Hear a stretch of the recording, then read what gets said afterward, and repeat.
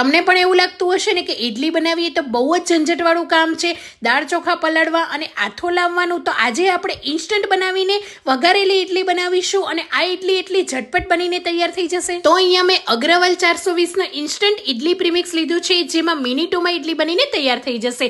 તો આ પ્રીમિક્સને આપણે એક બાઉલની અંદર એડ કરી લઈશું। 500 ગ્રામ પ્રીમિક્સ છે તો એની અંદર 800 ml પાણી એડ કરીશું, 2 ચમચી જેટલું તેલ એડ કરીશું અને થોડું આ રીતે પાણી એડ કરતા જઈને એકદમ સરસ રીતે મિક્સ કરી લઈશું અને બેટરને ઢાંકીને 10 મિનિટ સુધી રેસ્ટ આપીશું। 10 મિનિટ પછી બેટરને સરસ રીતે હલાવીને થોડું એવું પાણી એડ કરીને ફરીથી બેટરને મિક્સ કરીને તૈયાર કરી લઈશું। બેટર તૈયાર છે। હવે આ રીતે ઇડલીના મોલ્ડને તેલથી ગ્રીસ કરીને થોડું બેટર એડ કરી લઈશું અને એને 15 મિનિટ સુધી ઢાંકીને સ્ટીમ કરી લઈશું। 15 મિનિટ પછી એકદમ જાળીદાર અને પોચી રૂ જેવી ઇન્સ્ટન્ટ ઇડલી આપણી તૈયાર થઈ ગઈ છે। હવે આ ઇડલીને તમે એમનેમ ચટણી સાથે, સાંભાર સાથે પણ એન્જોય કરી શકો, પણ આપણે વઘારેલી ઇડલી બનાવીએ છીએ એટલે એના મીડિયમ સાઇઝમાં કટ લગાવી લઈશું।